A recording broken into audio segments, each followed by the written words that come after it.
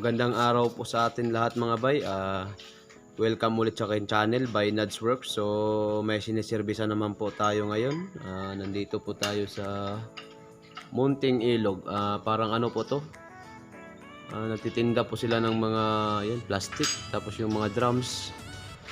Ayan po. So yung naging problema po ng ating sasakyan ngayon mga bay.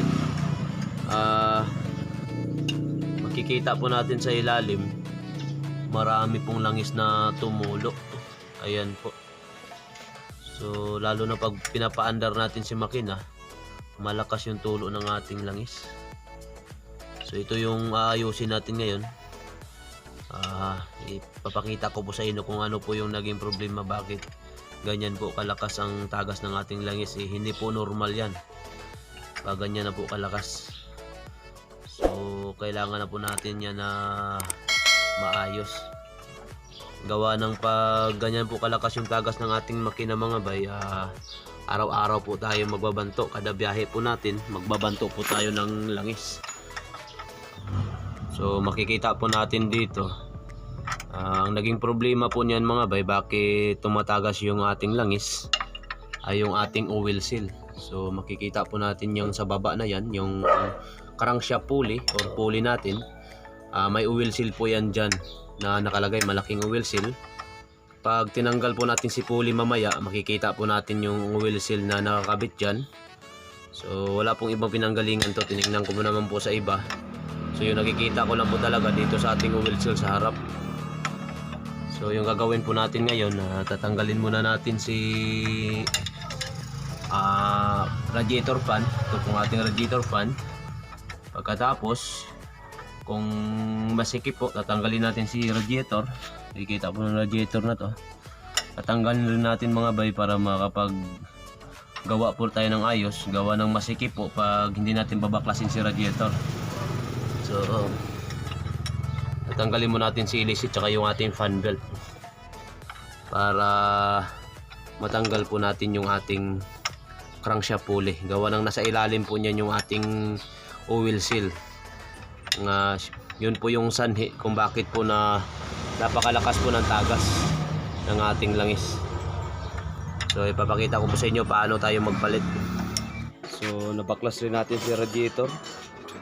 Ito yung radiator ng ating ginagawa mga bay. Makikita po natin maluwag na yung ating pwesto. Gawa nang wala na si radiator, so makakagalaw na po tayo kumayos. So makikita po nyo yung pulley na yan. Ayan po sa baba mga bay, napakarami pong tagas. So itong pulley natin, tatanggalin natin to si nut ng ating pulley para makita po natin si oil seal. So niluwagan ko na po ito mga bay. Pipihitin ko na lang po.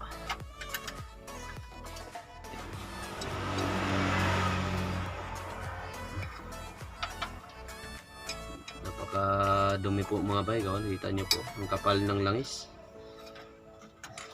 So tayong may mga sasakyan dyan, dapat pag may makita na tayong tagas, wag na po natin patagalin para hindi pa po magdamay-damay. Baka nasa biyahe po tayo, makalimutan natin mag-check ng langis, ubos na pala. So napakalaking gastusin po pag ang makina ang naging problema. May possibility po na kakatok yung ating makina. Kailangan po matanggal natin si pulley. Sige.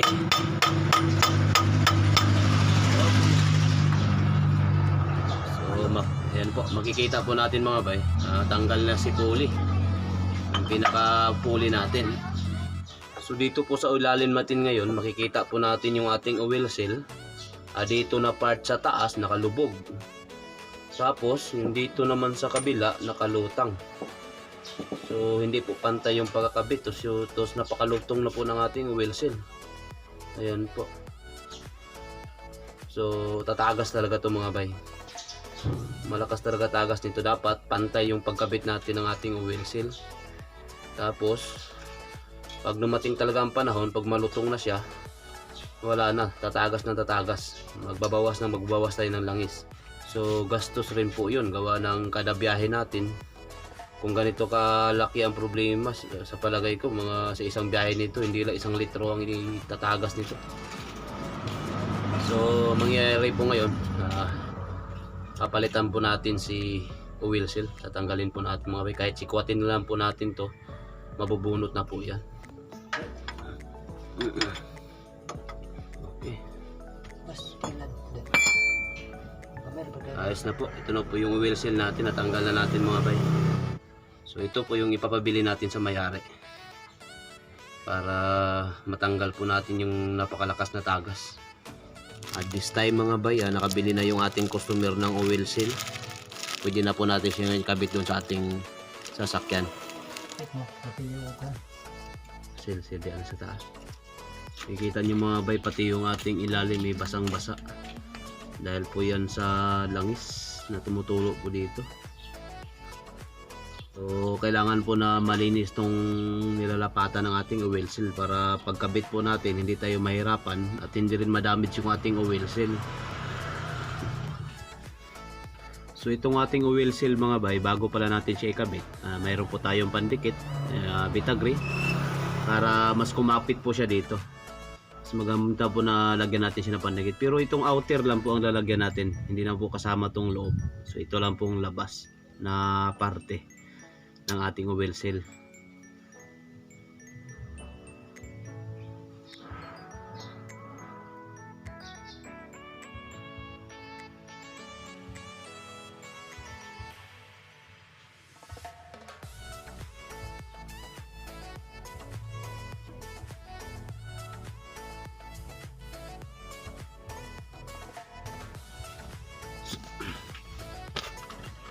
Kahit hindi na po tayo gumamit ng martilyo, kaya naman po na kamay lang yung ikakabit natin. Tapos yung pinakasikreto po dito mga bay, para hindi po siya tumagas, kailangan po na maikabit natin siya ng pantay. Kailangan yung lubog po, yung baon ng ating oil seal, paring-pareho po yung baon niya. Talagang pantay po siya para yung lapat ng ating pulley, maganda po yung lapat niya dito sa labi ng ating oil seal. So napaka-importante po yun mga bay, na dapat pantay yung ating pagkabit.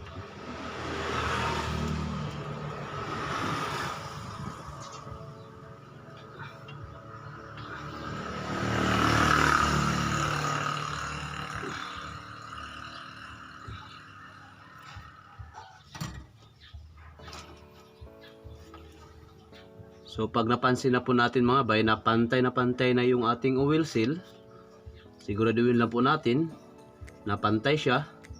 Pag medyo po siya tumibingi, kailangan po natin siya tanggalin ulit. Ikakabit po talaga natin siya ng ayos. Makikita po natin, kinakapak ko po yung pinakagilid-gilid. Halos pantay po talaga yung ating oil seal. Para iwas tagas po tayo, iwas back job yung ating trabaho. So makikita po natin mga bayan, nakapix na yung ating oil seal. So ang isusunod po natin na ikakabit ay yung ating foley.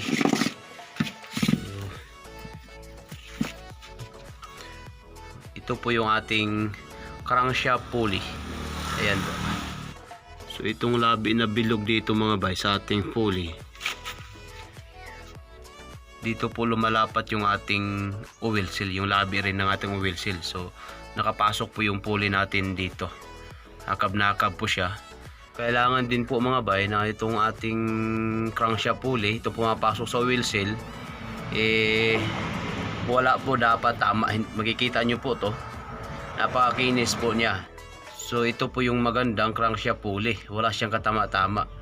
Kasi pag may tama yan dito mga bay, useless rin po kahit magpalit tayo ng bagong oil seal. Kung may tama yung ating pulley, so ganun rin po ang mangyayari, tatagas na tatagas pa rin si langis. So kakabit na natin to ngayon sa ating pulley. Kabit na natin si pulley. So yung oil seal kanina nasa ilalim, napalitan na natin siya ng bago. Then yung susunod po na gagawin natin, ikakabit natin to si crankshaft nut. Ito po yung nut ng ating sigunyal para si pulley po ay hindi po makagalaw. Kailangan nakapix po siya para hindi po magwiwigil yung ikot ng ating pulley. Kailangan mahigpit po ito mga bay. After na maikabit natin lahat yung ating tinanggal kanina, So paanda rin po natin, testing po natin mga bay, titingnan natin kung may tutulo pa bang langis sa ating makina. So mga bay, ayan na po, nakabit na natin si radiator. Then after po nito, isusunod po natin yung ating radiator fan. So nakikita po natin, nilinisan ko na rin po siya, pinunasan ko na ng basahan para matanggal din po yung mga langis-langis, para mamaya pag testing natin makikita po natin kung may tutulo pa ba or wala na. So ini-install lang po natin si radiator. Gawa ng kailangan po natin talaga baklasin tong si radiator mga bay, gawa ng hindi po tayo makapwesto ng ayos at mahirapan rin po tayo tanggalin at ikabit yung ating oil seal pag mayroong radiator. Kaya ang ginawa ko, tinanggal ko po siya mga bay. At kung gusto nyo po itong mga content at mga videos na ginagawa ko mga bay, huwag po natin kalimutan mag-subscribe at pindutin yung ating notification bell para maging update po tayo sa sunod ko pang mga videos. So malapit na po natin matapos yung ating ginagawang trabaho. Medyo madilim po dito mga bay, gawa ng parang warehouse tong pinarkingan ng ating ginagawang truck. So yung camera rin natin hindi rin masyadong kagandahan, medyo mababang quality rin tong gamit kong camera, kaya pasensya na po tayo. Balang araw makakabili rin ako ng magandang camera na pwede natin magamit.